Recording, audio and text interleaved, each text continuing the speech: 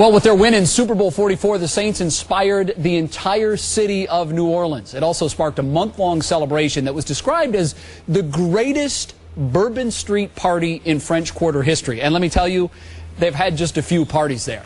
Saints head coach Sean Payton has recovered from all of that, and he is here with us now. And I noticed that you just got your ring, I guess it was a little over a week ago, right? Last week we had the ring ceremony. Yeah, and if we can get a shot of this is an absolutely gorgeous ring. What did it feel like for you to slide that ring? Coach, if you can, hold it right there. You go. What did it feel like for you to slide that ring on your finger the first time? I think for all of us, there's a sense of wow.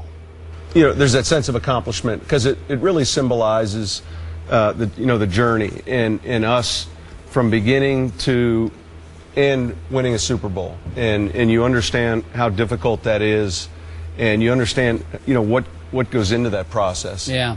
How often will you wear it? Have you decided yet how you'll wear it? How often? Probably not a lot. Yeah.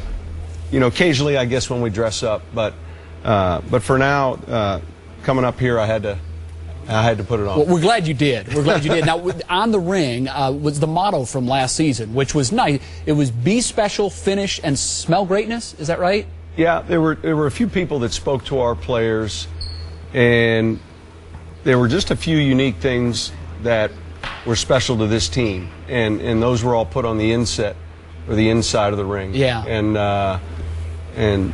And the thing about it, when you're finished with the game, you recognize it's the last time, you're going to be together as that team.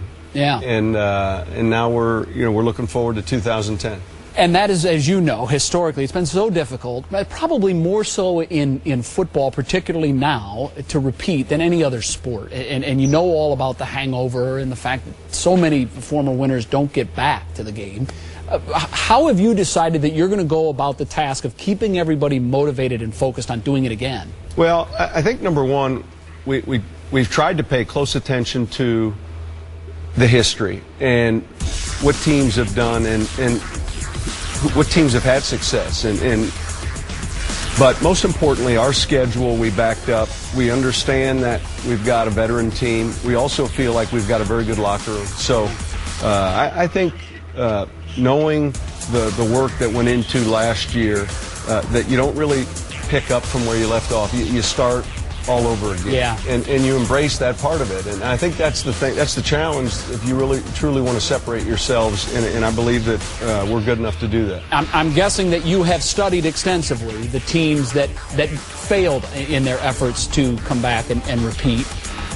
Have you put your finger on one thing, one mistake that teams have made along the way as they've tried to do this? Well, I think one of the biggest challenges, and we've talked about it in the offseason, is just the internal. It's not the opponents you're playing, but it's your own team, and dealing with all the specifics after success, dealing with the contracts of players, of coaches, dealing with that really disease from within, if you will, where everyone seems to step forward a little bit more and maybe tries to take a little bit more credit. There are all sorts of distractions, and we talk about that and spend a lot of time dealing with just our locker room. And really, we spend more time with that than we would our opponents right now. Yeah. Outside of the movie, The Hangover, it's just a bad thing altogether. Hangover, negative connotation. And you do realize that a lot of your players do get sort of caught up in the hype of being a world champion. What will you do? I'm sure you have some sort of plan. What will you do when camp opens to make sure that you let them know that they're no longer world champs as of that day? Well, we've already put closure on last season.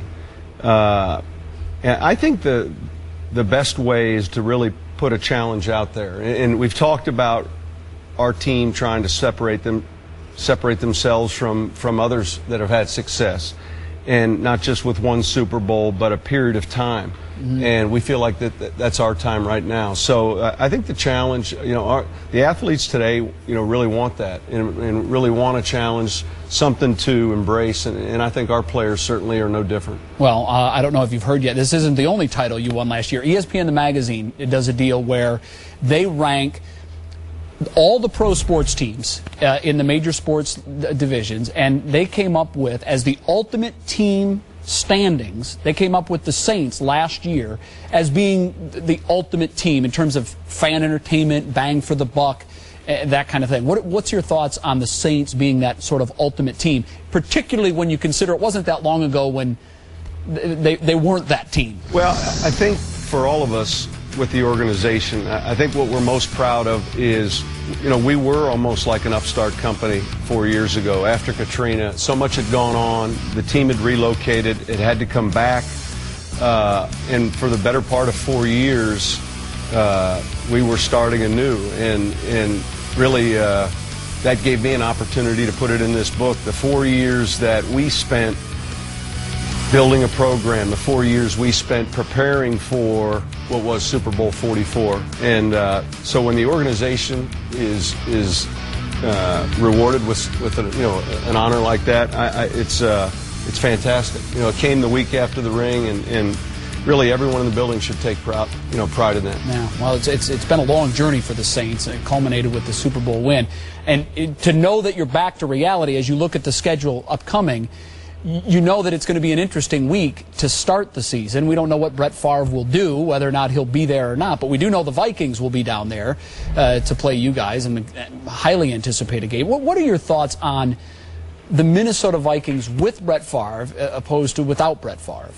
Well, you know, obviously we can't control, you know, if he's going to play or not, but we've got a ton of respect for that team. And with Brett Favre at quarterback, they were that much more dangerous last year, and they played us in a great game in the NFC Championship game, a game that they very well could have easily won, and we were able to end up, you know, winning in overtime.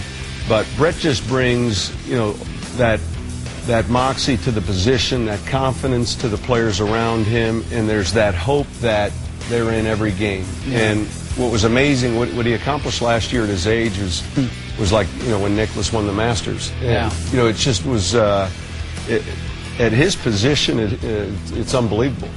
The demands are great, and he has been, he's been up to the challenge. Talk about the book. What will we learn when we go through this? You're going to learn everything. You're going to learn Katrina to Super Bowl. You're going to laugh. You're going to get emotional. I don't think we ever get tired of a happy ending.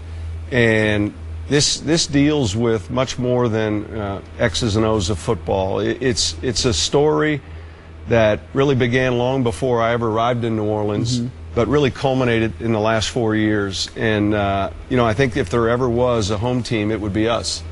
And I think in this book we tried to separate ourselves in the direction we wanted to go with it. We wanted to inspire people. We wanted to make them laugh. We wanted to make them cry.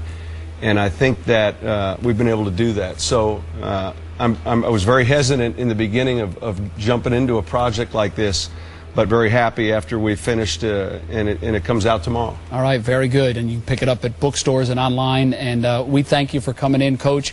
Congratulations again. I can say this on behalf of everybody, with the exception of the folks that rooted for the Colts. It was one for the ages. It was a lot of fun to watch. Thank you very much. Thanks for having me on. And don't forget, they also will be on the cover of ESPN, the magazine, on Friday as they break down who is the best franchise in sports, the ultimate sports franchise, if you will. That is available on newsstands on Friday.